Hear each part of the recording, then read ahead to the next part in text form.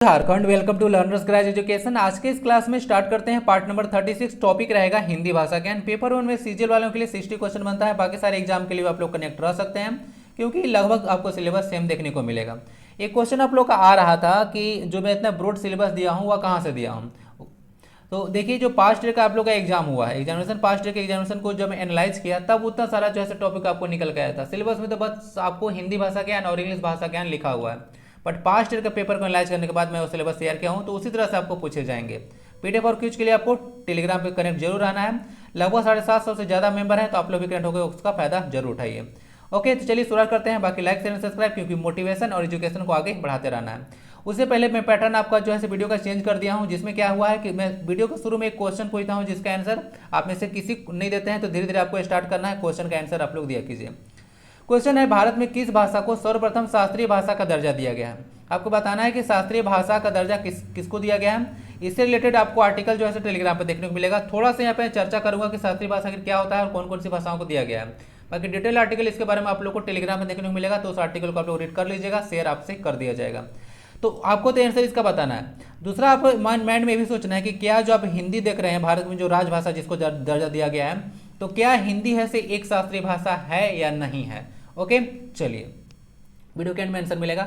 और क्वेश्चन में फर्स्ट से स्टार्ट करते हैं। निम्न वाक्यांशों के लिए एक शब्द बताइए। अंग्रेजी में इसको वन वर्ड सब्स्टिट्यूशन आप लोग बोलते हैं। तो बताइए, विशिष्ट अवसर पर विशिष्ट लोगों के समक्ष दिया गया विद्वतापूर्ण भाषण। एक बहुत ही जबरदस्त टाइप का विद्वान के जैसा जो भाषण दिया जाता है कोई स्पेशल अवसर पर और विशिष्ट लोगों के समक्ष, उसको क्या कहते हैं।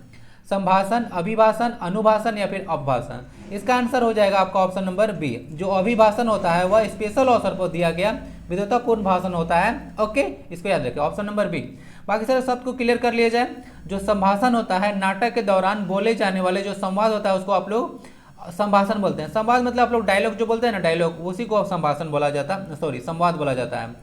अपभाषण क्या होता है, अश्लील जो गंदी बात होता है उसको आप लोग अपभाषण बोलते हैं। अप मतलब बुरा होता है, जैसे कि मान और अपमान होता है ना, तो अप शब्द अगर लग जाता है किसी के पहले, अप प्लस मान, तो उसका अर्थ बुरा हो जाता है। ठीक है, तो अपमान इसका आप लोग बुरा मान कर दिया। ठीक है, चलिए।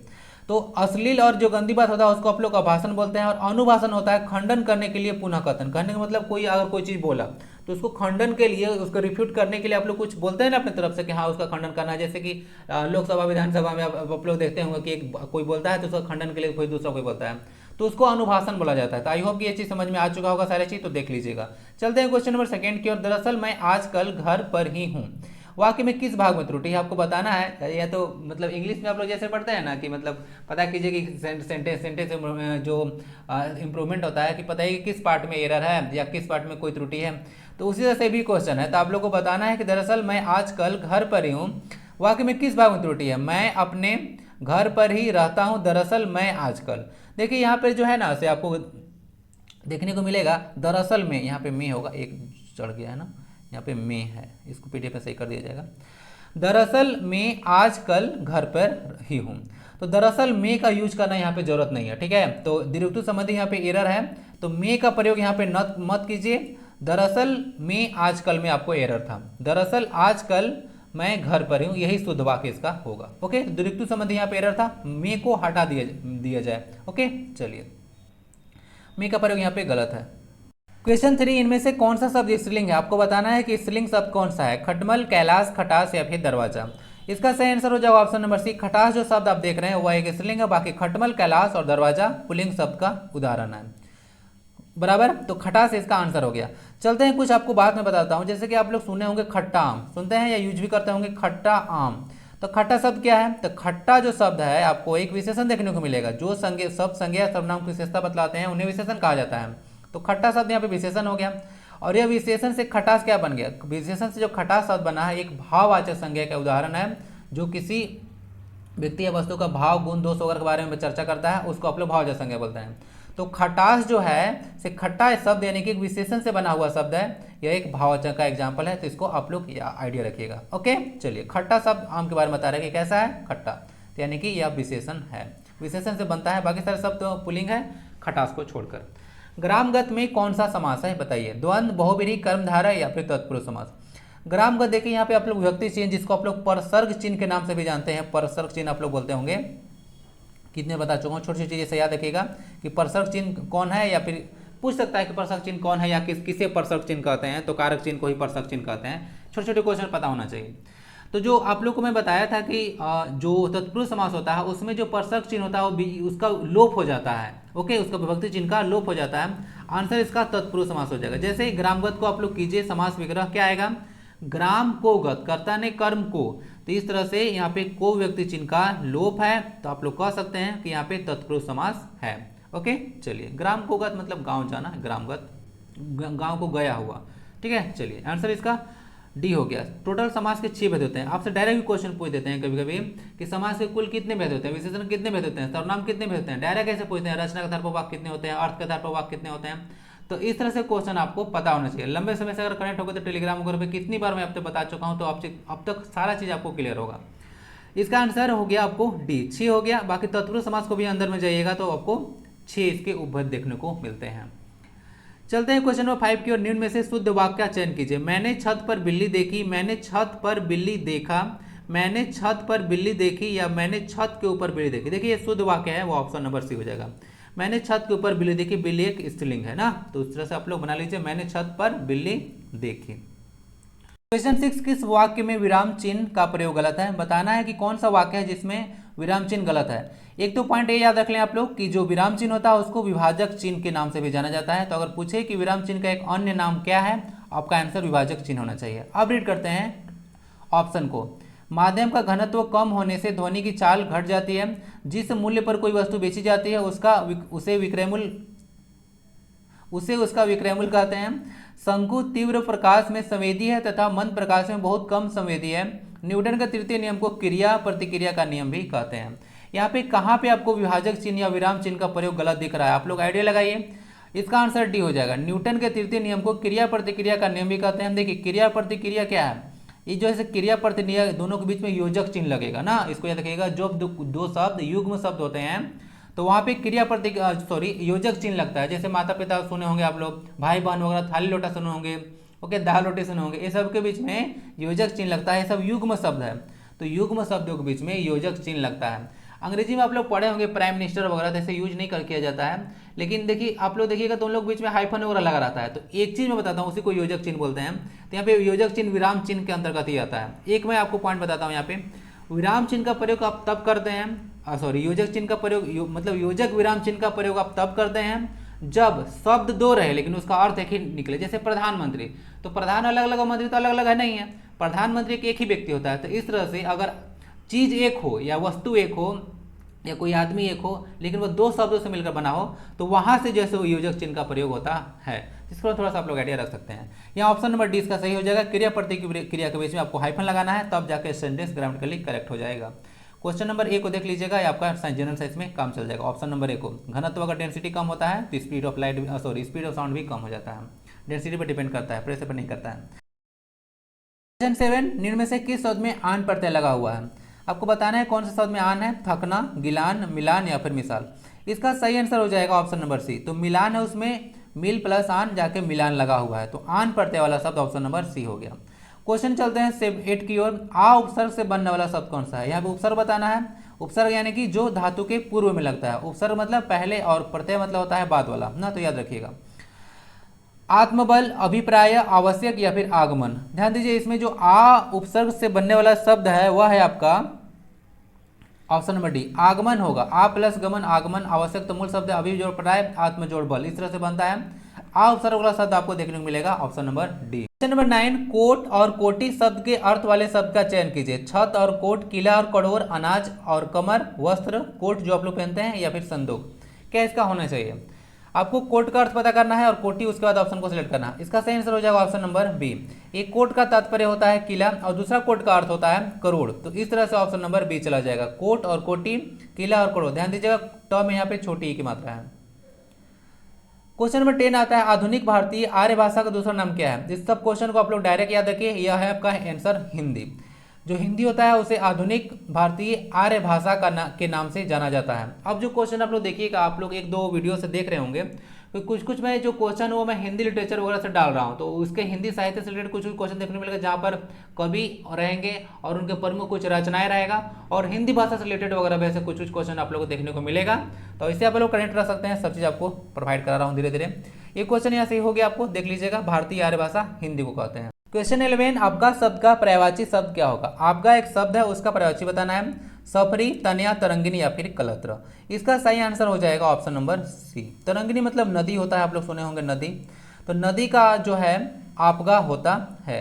बाकी सारे ऑप्शन को क्लियर करता हूँ। सफरी का मतलब होता है मीन, मछली होता है, मत्स्य या फिर मकर। मीन तो आप लोग समझते होंगे नाम वगैरह। उसका जाता है तन्या, तन्या का मतलब पुत्री, बेटी, तनुजा, नंदिनी या सुता बोल सकते हैं। कलत्र का मतलब होता है सुंदरी, स्त्री। उसके बाद काता, वनिता, कामिनी या फिर अबला। तो इस तरह से आप लोग कुछ कुछ चीज देखने को मिलेगा पर्यायवाची शब्द। आपका मतलब होता है तरंगिनी अर्थात नदी। क्वेश्चन 12 आता है, इनमें से कौन सा शब्द तत्सम नहीं है? तत्सम शब्द और तद्भव शब्द, तत्सम और तद्भव ना, ध्यान दीजिएगा। तत्सम शब्द वैसे शब्द होते हैं जो संस्कृत में प्रयोग होते हैं और उनको जो है बिना चेंज किए हुए आप लोग हिंदी भाषा में ले लिए तो तत्सम होते हैं। तद्भव का मतलब होता है तत् प्लस भाव, यानी कि उससे उत्पन्न, यानी कि अगर संस्कृत भाषा से कोई शब्द को बदल कर ले लिया गया है तब उसको आप लोग बोलते हैं तद्भाव। ओके, चलिए। धृष्ट, पृष्ठ, पानिप या फिर पंख। देखिए इसमें सारा शब्द जो है आपको देखने को मिलेगा तत्सम है। पानिप जो है तत्सम नहीं है ना, पानिप से तद्भव शब्द है, इसका अर्थ होता है पानी। पानिप का अर्थ होता है पानी ही होता है, लेकिन यह है तत्सम नहीं, तद्भव शब्द है। बाकी सारा धृष्ट, पृष्ठ और पंख ऐसे तत्सम है। देख लीजिए, धृष्ट का मतलब ढीठ होता है, पृष्ठ का मतलब पीठ होता है, और पानी दिख रहा है पानी वगैरह, वह जैसे आप लोग पानीय से बना हुआ है। यह पानीय जो है एक तत्सम शब्द है, इसका जो है तद्भव पानी होता है। इस तरह से तत्सम शब्द यह नहीं हुआ। सबको देख लीजिएगा ऑप्शन को। पक मतलब कीचड़ होता है ना, पंख मतलब कीचड़ होता है। पंकज का नाम सुने हैं ना, पंकज, तो कीचड़ में खिलता है उसे आप लोग पंकज बोलते हैं, यानी कमल वगैरह। ओके, चलिए। क्वेश्चन 13, तालाबे स, मूर्धन स, दंत स और ह किस प्रकार का व्यंजन है? तो इसका आंसर हो जाएगा, आपको पता होगा, उष्म व्यंजन होता है। उष्म व्यंजन का एग्जाम्पल है। ओके, मुंह से गर्म वायु ऐसे बाहर निकलता है, इसीलिए उष्म बोलते हैं आप लोग। उष्म मतलब उष्मा होता है, गर्मी। तो तालबे स, मूर्धन स, दंत स और ह उष्म व्यंजन का एग्जाम्पल है। अंतस्थ व्यंजन तो आपको याद होगा, ये अंतस्थ इसी स्टार्ट भी होता है, र, ल और व, ये सब याद रखिएगा। ये चार जो है आपके आते हैं अंतस्थ में, और उसमें यहाँ पे चार आते हैं। तीसरा से याद रख सकते हैं। स्पर्श व्यंजन आप लोग क वगैरह से स्टार्ट होता है। नासिक के व्यंजन में जो प्रत्येक वर्ग का जो पंचमाक्षर होता है ना, यानी कि उस तरह से क वर्ग का हो जाएगा अंग, च वर्ग का इया हो जाएगा, ट वर्ग का मूर्धन्य हो गया, त वर्ग का दंतना हो गया, और प वर्ग का आपका म हो गया। तो ये सारे ऐसे नासिक के वर्ण के एग्जाम्पल होते हैं। ध्यान रखिएगा, इसमें क्वेश्चन ना भर भर के आते हैं। तो सारा चीज मैं चारों ऑप्शन को क्लियर कर चुका हूँ। क्वेश्चन 14 आता है, इनमें से कौन महाप्राण है? दो आप लोग वर्ण देखोगे, अल्पप्राण और महाप्राण। तो जिनको बोलने में जैसे ज्यादा टाइम वगैरह लगता है, मुंह से अधिक वायु निकलता है, तो उसको लोग महाप्राण बोलते हैं, बाकी अल्पप्राण होता है। तो प्रत्येक वर्ग का देखिएगा, जो पहला होता है, पहला, तीसरा और पांचवा, तो पहला, तीसरा और जो पांचवा होता है वो आपका आता है अल्पप्राण में, अल्पप्राण में। बाकी प्रत्येक वर्ग का जो दूसरा और जो चौथा वर्ण होता है वो आता है महाप्राण में। तो इस तरह से यानी कि ख और घ आएगा। अगर चवर का एग्जाम्पल लेगा तो छ और झ आएगा। तो ये सब महाप्राण में आएंगे, और बाकी 135 होगा से अल्पप्राण में आता है। इसके बारे में आपको आइडिया रखना है। अल्पप्राण और महाप्राण वर्ण से डायरेक्ट क्वेश्चन आपसे पूछते हैं। व्यंजन भी दे सकते हैं आप लोग कि महाप्राण व्यंजन वगैरह किसे कहते हैं। इसका सही आंसर हो जाएगा ऑप्शन नंबर डी। समझ गए? प्रत्येक वर्ग का दूसरा और चौथा वर्ण महाप्राण, और 135 यानी कि पहला, तीसरा और पांचवा वर्ण अल्पप्राण के एग्जाम्पल में आते हैं। 15, इनमें से कौन सी रचना तुलसीदास की नहीं है? आपको बताना है तुलसीदास की रचना कौन नहीं है। रामचरितमानस, गीतावली, श्री कृष्ण गीतावली या फिर भक्तमाल। सही आंसर डी है, भक्तमाल जो है से आपको नाभादास और नारायण दास की संयुक्त रचना है। संयुक्त करने मतलब दोनों मिलकर लिखे, जैसा भी आप लोग सुने हैं ना, एक बुक है अभी बहुत न्यूज में, the legend of Birsa Munda, तोहिने Sinha और अंकिता वर्मा के द्वारा लिखा गया है। तो उसी तरह से ये भी बुक है भक्तमाल की जो है से नाभादास और नारायण दास की संयुक्त रचना है। रामचरितमानस, गीतावली वगैरह देखिएगा, ये सारा बुक काफी ज्यादा इंपॉर्टेंट है तुलसीदास का, याद रखिएगा। रामचरितमानस का जो बुक है, इसका आप लोग भाषा पूछते हैं कि ओरिजिनली किस भाषा में लिखा हुआ है, तो ध्यान रखिएगा संस्कृत में नहीं है, अवधी है ना। और बाकी गीतावली जो है ब्रज भाषा में लिखा हुआ है, गीतावली जो है ब्रज भाषा में लिखा हुआ है। दो बुक काफी ज्यादा इंपॉर्टेंट है, याद रखिएगा। रामचरितमानस अवधी भाषा में है और गीतावली ब्रज भाषा में है। ओके, जो रामायण है वह जो है वाल्मीकि के द्वारा संस्कृत भाषा में रचित है, और जो आपको देखते हैं महाभारत वो भी आपको संस्कृत में ही है। ओके, चलिए, इसको तो विश्व का सबसे बड़ा काव्य बोलते हैं ना महाभारत को आप लोग। क्वेश्चन अब आता है जो आपसे शुरू में पूछा गया था, भारत में किस भाषा को सर्वप्रथम शास्त्रीय भाषा का दर्जा दिया गया था? तो सबसे पहले याद रखिएगा शास्त्रीय भाषा का दर्जा आप उस भाषा को देते हैं जिसका इतिहास लगभग 1500 से 2000 वर्ष पुराना हो। ओके, और वो जो भाषा है किसी अन्य भाषा से उत्पन्न हुआ नहीं हो, और उसमें बहुत सारा साहित्यिक या गद्य पद की जो रचना होती है होता रहता है, कुछ कुछ जो है इस तरह का प्रोविजन है, तब जाकर भाषा को जो है केंद्रीय मंत्रिमंडल के द्वारा शास्त्रीय भाषा का दर्जा दिया जाता है। जो 22 भाषाएं आप लोग देखेंगे तो उसमें जो है 6 भाषा जो है लिस्टेड वो जो है आपको देखने को मिलेगा शास्त्रीय भाषा में आता है। तो 6 भाषा में कौन कौन है? तमिल सबसे पहले दिया गया था, तो यही आपका आंसर हो जाएगा कि किस भाषा को दिया गया, तो सही उत्तर आपका तमिल हो जाएगा। आंसर इसको देख लीजिए। 2004 में तमिल वह पहला भाषा था जिसको शास्त्रीय भाषा का दर्जा दिया गया है। सेकेंड पे आपका संस्कृत था। 2008 में आपको कन्नड़ आया, तेलुगु, मलयालम और फिर उड़िया भाषा। तो ये सब कुछ जैसे कहीं जो है शास्त्रीय भाषा का दर्जा दिया गया है। बाकी हिंदी देखिएगा आप लोग, हिंदी कहीं भी है शास्त्रीय भाषा मेंशन नहीं है। हिंदी जो है आपको देखने को मिलेगा कहीं ना कहीं संस्कृत से ही जो है उत्पन्न हुआ है। तो इस तरह से हिंदी शास्त्रीय भाषा में नहीं आता है। भारत में कुल जो है आपको 6 ही भाषाएं देखने को मिलता है। ओके, तो इसको ध्यान रखिएगा। आंसर मिल चुका है। अब वीडियो को आप लोग लाइक और शेयर जरूर कर देना है। ओके, आप काफ़ी ज़्यादा मेहनत आप लोग करवाते हैं तो आप लोग भी थोड़ा सा हेल्प प्रोवाइड कराएं। मिलते हैं फिर नेक्स्ट क्लास में। वंदे भारतम।